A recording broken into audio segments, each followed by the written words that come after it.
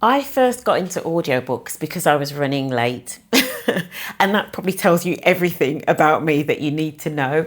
In fact, one of the books that I am going to be reviewing is The Ruthless Elimination of Hurry by John Mark Comer. Not the Ruthless Elimination of Curry, as somebody once thought I said. Anyway, audiobooks. Why did I get into audiobooks? So I used to run a book club, right? And in real life, physical book club, reading physical books and people meeting once a quarter. I think we used to meet around these books. And I believe that in 2012, there was a deadline for this particular book. And I think I hadn't had time to read it. The book actually was Me Before You by Jojo Moyes. And I ended up getting it on audiobook so that I could get through it quickly enough to then facilitate and host the book club. And so I think that was my first taste with book clubs. I'm having to obviously delve right back into my memory.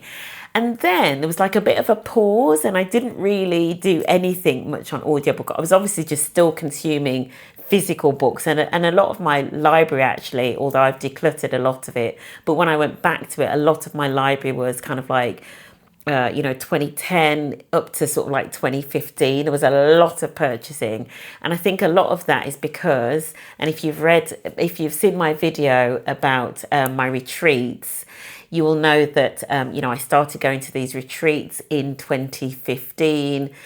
That was a real sort of like seminal moment in my life in terms of the trajectory towards kind of like entrepreneurship and a different path in terms of health, etc. Anyway, so I was doing a lot of learning. So I effectively knew that I was going to be moving out of the corporate space and I wanted to do just a lot of learning. So I was buying lots of books. Anyway, I still don't know how I got into audiobooks, but basically all of that to say, in 2015, after having read Eat That Frog and, delving into various other things, I started to get a lot more books on audiobook, specifically around things like entrepreneurship and health increasingly, less around fiction, but there's a few book club books in there. When I was looking back through my Audible history, it was so interesting. So yeah, that's it. I kind of just got into audiobooks. I realized that I could consume a lot more because I could, multitask. So while I was commuting, I often used to put audiobooks on. And what's interesting as well, in terms of, I think, why I love audiobooks and why I love learning through that form. A friend of mine, or somebody that I know very well, I'm not going to say she's a friend, right, bit of a name drop, but there's a British journalist and broadcaster called Marverine Cole, whose channel I will link down below. She has a podcast called, I'm going to say it's Midlife with Marv, or is it Midlife Moments? One of the two, anyway. But what's interesting, I was talking to her about her podcast because she also has a Substack, which I will link below. And I was saying to her, I sometimes struggle to get time to read the Substack, but I love listening to your podcast. And she has an incredible voice as well. Like, it's like caramel. And I remember her saying to me, you like the spoken word. And I really do. There's something about, I just like listening to... I do like the spoken word. I listen to a lot of BBC Radio 4, right? So you can tell I love the spoken word. Here's the thing that I want to talk about specifically when it comes to audiobooks. I, for a lot of time, have listened to audiobooks on at least 1.5 or double speed. Why do I do that? I used to have a theory. My theory is that we can listen much faster than we can talk. That was my theory. And I was like, surely everybody's doing this. Surely everybody is listening to audiobooks on like double speed. Turns out they're not. And actually, when I was researching for this video, I was like, are they really not? Like, are most people just listening on single speed? And then I was like, that can't be true. I was like, let me have a look. Okay, what speed do people listen to podcasts? Okay, most people listen to podcasts in single speed. Okay, so maybe it actually is true. Okay, what speed do people watch YouTube? I was determined to find this truth that everybody listens to these things faster. It turns out that there is a little bit of truth in it. So there are certainly some Reddit threads that are talking about the fact that they do listen faster, specifically for audiobooks. And apparently, because I even then Googled, okay, well, are audiobooks slowed down? Because I was convinced that some audiobooks are slowed down. I mean, one of the slowest audiobooks I have ever listened to is Black and British by David Olishoga, which is 24 and a half hours long. And it is one of the slowest narrations I have ever heard.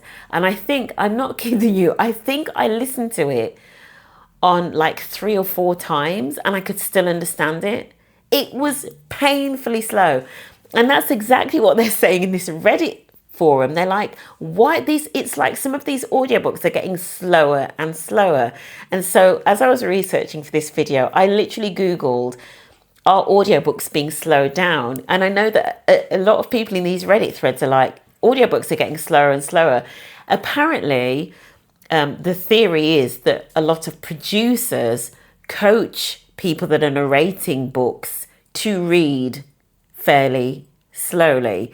And that's why it does seem almost like unnaturally slow sometimes when we're listening to an audiobook.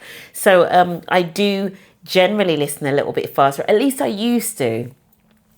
Since I read The Ruthless Elimination of Hurry, I've started just listening on one speed. And also there were specific books. I think I talked about the books by Michelle Obama and Barack Obama. Those, I'm like, this story is so special. I'm just going to listen to it on one, on the speed it was intended. So that's what I do in terms of my listening. I'm keen to know in the comments, please let me know, what speed do you listen to your audiobooks on? Do you listen on one? Do you listen any faster? I'm really, really interested to know what speed. Was there anything that I wanted to mention? No, I think that's it really. I think that's it. There is something about, you know, does it make a difference in terms of how much we remember if we listen to it faster or slower? I mean, there's a whole argument about, does it make a difference how much we remember if we listen versus read? And apparently the theory is, or the research suggests, that there isn't too much disparity actually in terms of how much we remember, apart from there is a distinction for very detailed and in-depth non-fiction. And I have actually had one book where I bought the audiobook. It was a book club. I was actually hosting a book club. It was an online book club, so probably around like sort of like COVID time, and I had bought the audiobook so I could get ready to host this book club. The concepts were just too difficult, but also I think the way that it was narrated, the narrator kept jumping into like the footnotes of the book. Oh, it was hard work. So I had to buy the physical book because it was just too difficult to follow as the audiobook, unfortunately. And that's an example of not a very good audiobook, unfortunately. So yeah, ordinarily, apparently there's not much difference actually in terms of how much you remember.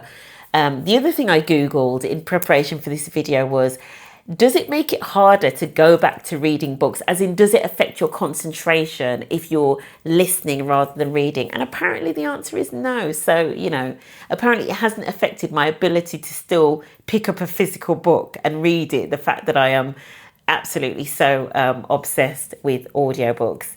There is obviously the category of those books where even when I've read the audiobook, I still then go out and buy the physical book. And obviously, you know, we've got the Obamas where I've done that. There is, you know, there are a couple of other biographies. There's, you know, The Righteous Mind. There's, in fact, a lot of the books that you see behind me here, which are a lot of the books that I guess I've used a lot in my work with corporates. I do often like to have the physical book, sometimes because I want to physically dip back into that book. Sometimes it's because I physically want to take the book into a session, right? Just there's something sometimes about just the physical book and embodying, you know, the sentiment and the key takeaway from the book. So that's sometimes why I like physical books. But yeah, that's it really. I just wanted to come on here and talk a little bit about the speed, audiobooks, why I'm so obsessed with audiobooks, because you'll see it through a lot of the non-fiction that I consume is consumed through audiobooks. And that's it. Oh, and the other thing, obviously, the space saver. I don't do Kindles. I've never done a Kindle, just never got into it. I did once try to like download books onto my iPad and use that as a Kindle. There was like a Kindle app that you could get on iPads and whatever. Just never really stuck. And so for me, that's why audiobooks was better. And obviously, you know, if you've listened to a couple of the videos, my Anchor video, you will know that before I started using audiobooks, I used to take 6 or 7 books on holiday. So actually just taking my phone with audiobooks is a lot easier than taking 6 or 7 physical books. I do still take physical books because I think it's actually good for your mental health, actually, your stress levels, reading physical books. And so I do still take at least 2 or 3 books on holiday, physical books. But the audiobook means that I can still get through a lot more content.